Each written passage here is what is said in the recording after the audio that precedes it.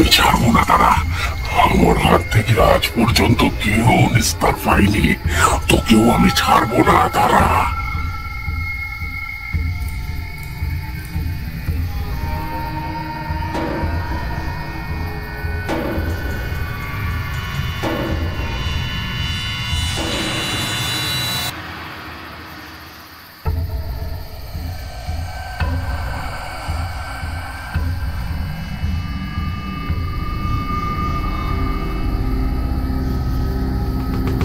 কিশোরী তার প্রাণ বাঁচাতে দৌড়চ্ছে। তার পিছু নিয়েছে এক নিশি। অতীব ভয়ঙ্কর দেখতে এই নিশিকে। এই রাতে কি বিপদে পড়লাম রে বাবা। আমি তো কখনো কারো কোনো ক্ষতি করিনি। প্রাণ বাঁচাতে পালাতেই হবে। ঠাকুরমশাই, আপনার কথা খুব মনে পড়ছে। এই যাত্রা রক্ষা পেলে আপনার কাছে যাব, আপনাকে প্রণাম করে আসবো। আমাকে বাঁচান ঠাকুরমশাই। কিশোরী দৌড়াতে দৌড়াতে পিছনে ফিরে তাকায়।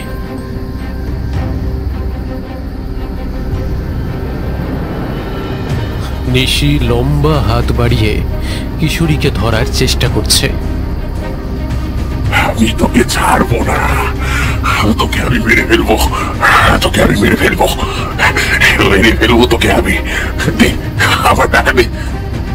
তোর সেই জমিটার উপর আমার কবে থেকে লোভ, জমিটা আমি আমি দেবো। দে দে দে, আমাকে লিখে দে, লিখে দে, তো খোলা দ্বীপে শেষ করে দেবো।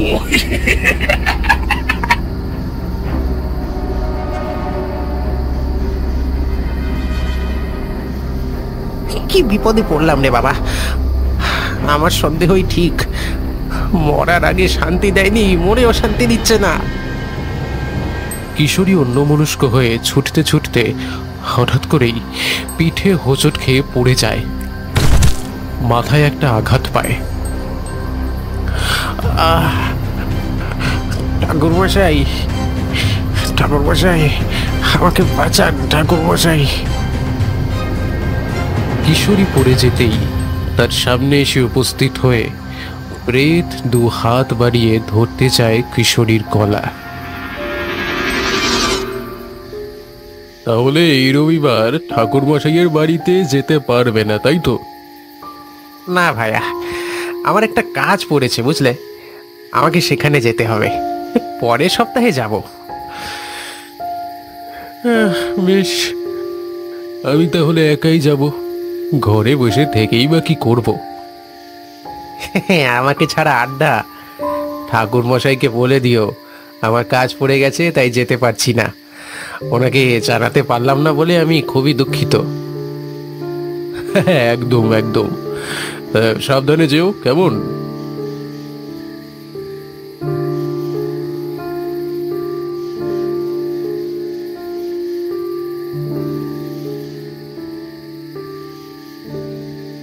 সন্ধেবেলা কিশোরী ব্যাগে সমস্ত কাগজপত্র গুছিয়ে বেরিয়ে পড়ে।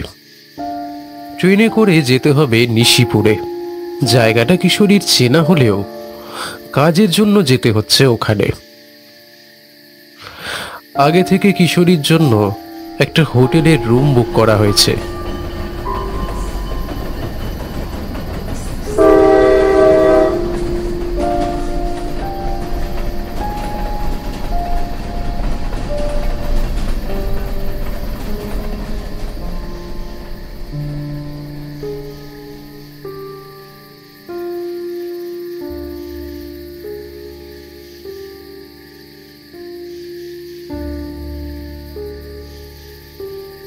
ট্রেনটা যেতে এত দেরি করবে সেটা তো বুঝতেই পারিনি।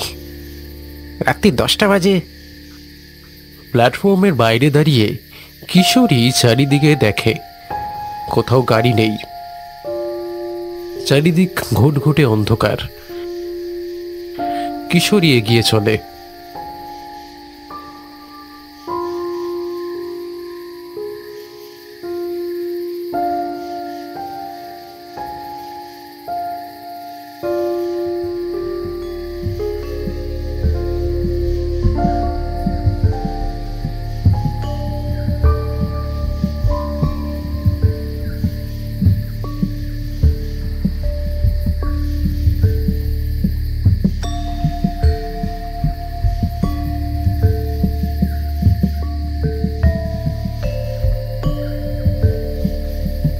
বিভূতি তাদের ঠাকুরমশাইয়ের বাড়ির সামনে এসে দাঁড়াতে ঠাকুরমশাই দরজা খুলে দিলেন।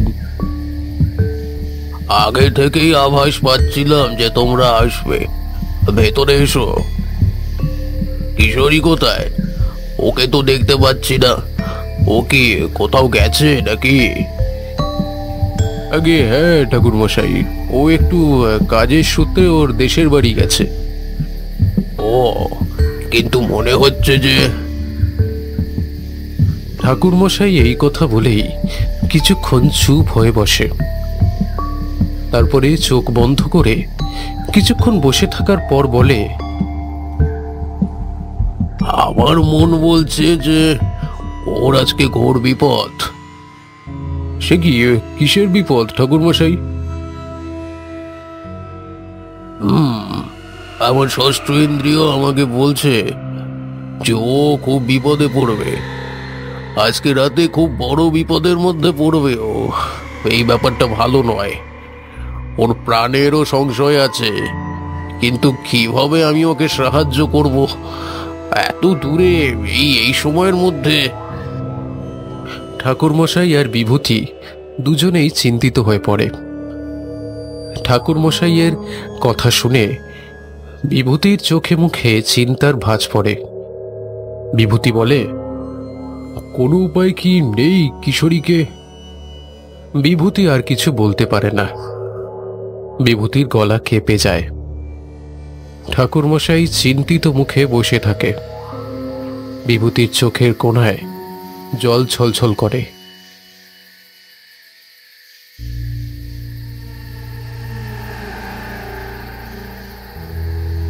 হাঁটতে হাঁটতে কিছুটা এগিয়ে এসেছে কিশোরী।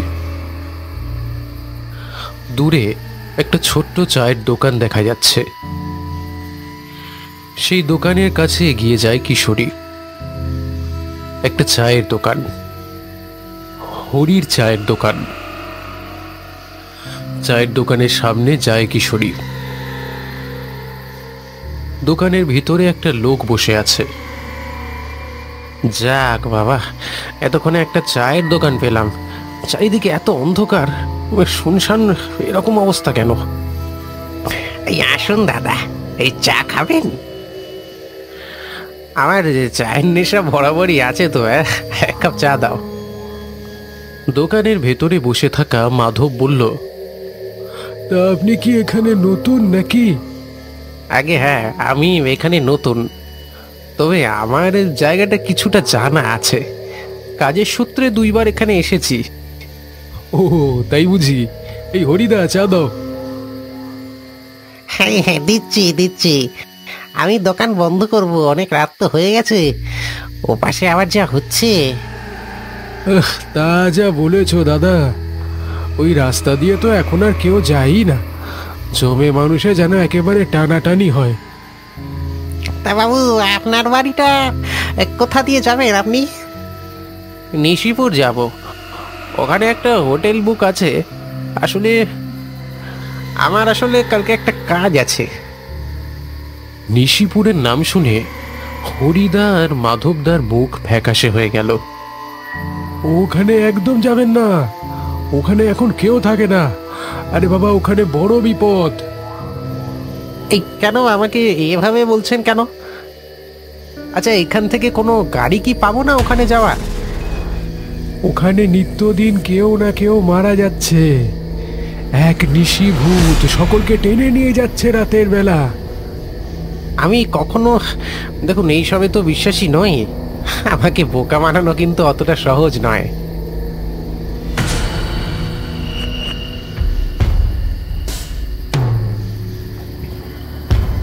এই দেখো, আমি আবার দোকানটা বন্ধ করব। ভালো কথা বলছি বাবু, ওখানে যাবেন না। স্টেশনে আজকে রাত্রিটা কাটিয়ে কালকে বাড়ি চলে যান।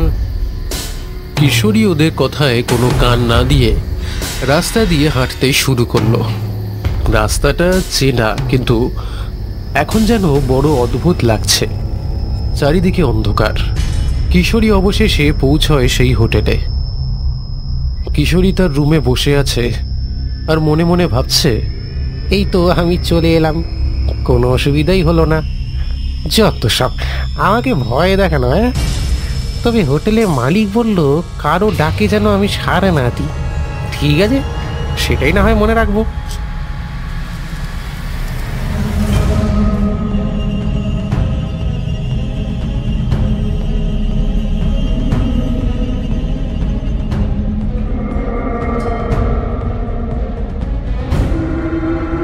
কিশোরী মন্ত্রমুগ্ধের মতো হেঁটে চলেছে। হঠাৎই জ্ঞান ফিরে চমকে যায়। এ কি, আমি এখানে কি করে এলাম? রুমের বাইরে আমাকে আমাকে কি কি একটা ডাকছিল, আর সেই শুনেই আমি এত দূর চলে এলাম। কে আমার নাম ধরে ডাকছিল? হ্যাঁ, আমাকে কে কে তো এখানে তেমন কেউ চেনা নেই। কিছুটা দূরে আমার দেশের বাড়ি, কিন্তু আমি এত দূর চলে এলাম কি করে? তাহলে কি ওরা সত্যি বলছিল? কোনো বিপদ কি লুকিয়ে আছে? না না না না, আমাকে তাড়াতাড়ি ফিরতে হবে হোটেলে। কিশোরী এই ভেবে হোটেলে ফেরা শুরু করে।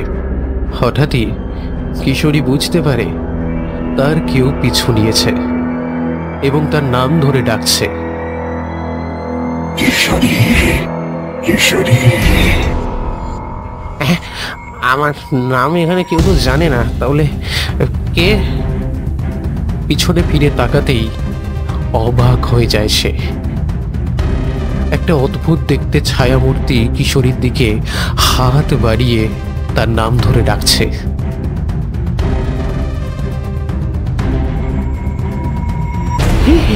আমি কি স্বপ্ন দেখছি না বাস্তব ঘটনা? ঠাকুরমশাই, আপনি কোথায়? না না না না, আমাকে এখান থেকে পালাতে হবে, এক্ষুনি এখান থেকে পালাতে হবে। দৌড়াতে শুরু করে কিশোরী, কিন্তু সেই নিশি তার পিছু ছাড়ে না। হাত বাড়িয়ে তার দিকে এগিয়ে আসতে থাকে। কিশোরী ভয়ে ভয়ে দৌড়ানোর সময় অসাবধানবশত পড়ে যায় এবং মাটিতে পড়েই জ্ঞান হারিয়ে ফেলে।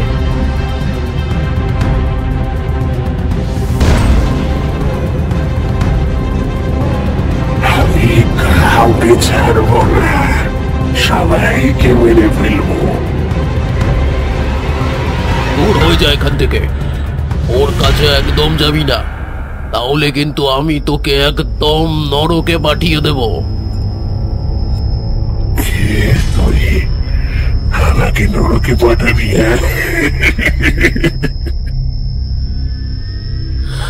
আমি তারানাথ, তারানাথ তান্ত্রিক। আমার হাত থেকে তুই রক্ষা পাবি না, সরে যা ওখান থেকে, সরে যা। আমার হাত থেকে কখনো কেউ বাঁচতে পারে না, সেটা সম্ভব নয়। আমি তোকে ছাড়বো না, আগে তোকে মারবো, তারপর আমার এই শিকার কিশোরীকে মারবো।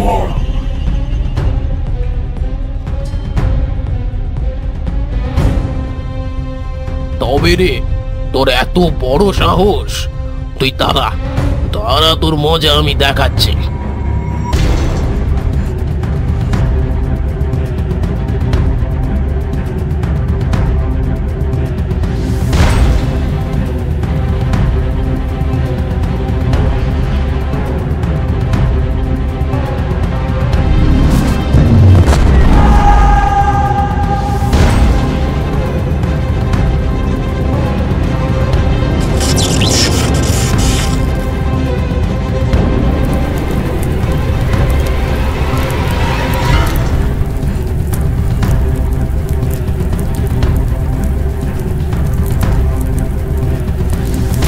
হতে পারে না, আমি তোর কাছে কিছুতেই পরাজয় স্বীকার করতে পারি না।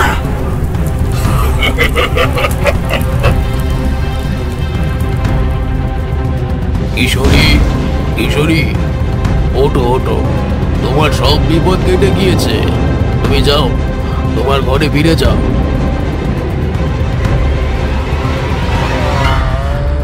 কিশোরীর জ্ঞান ফিরে আসে।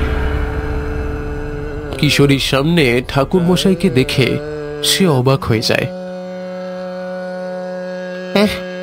আপনি আপনি এসেছেন? আপনি এখানে এলেন কি করে? আমি বেশিক্ষণ আর এখানে থাকতে পারবো না। আমি এখানে সশরীরে উপস্থিত নই, আমার আত্মা এসেছে। তোমার বিপদ আমি না এসে থাকতে পারি? তুমি বলো। হ্যাঁ, হোটেলে চলে যাও, আর কোনো বিপদ নেই।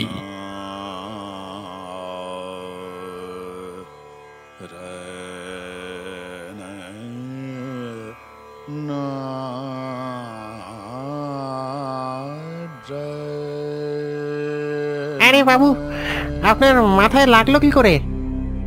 কিশোরী ওদের সব ঘটনা খুলে বলে।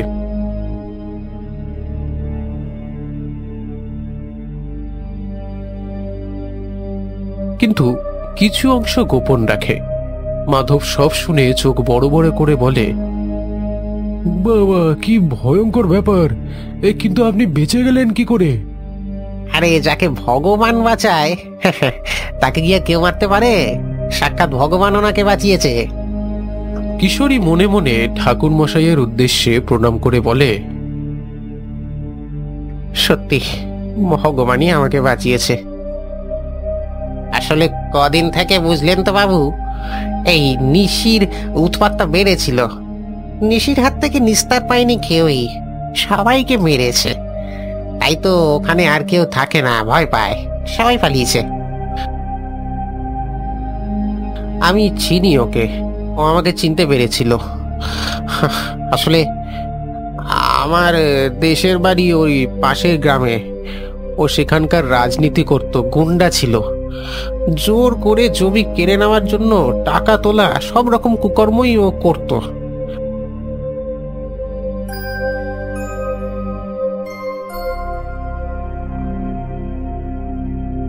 মরে যাওয়ার পরও কুকর্ম ছাড়েনি।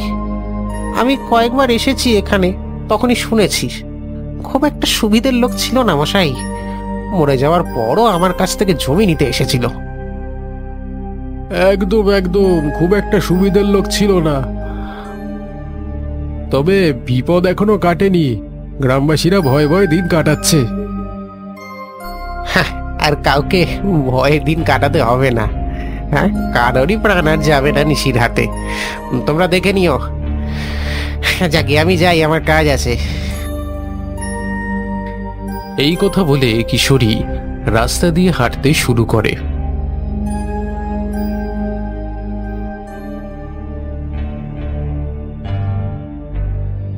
তার যাওয়ার পথের দিকে মাধব আর হরিহর অবাক দৃষ্টিতে তাকিয়ে থাকে।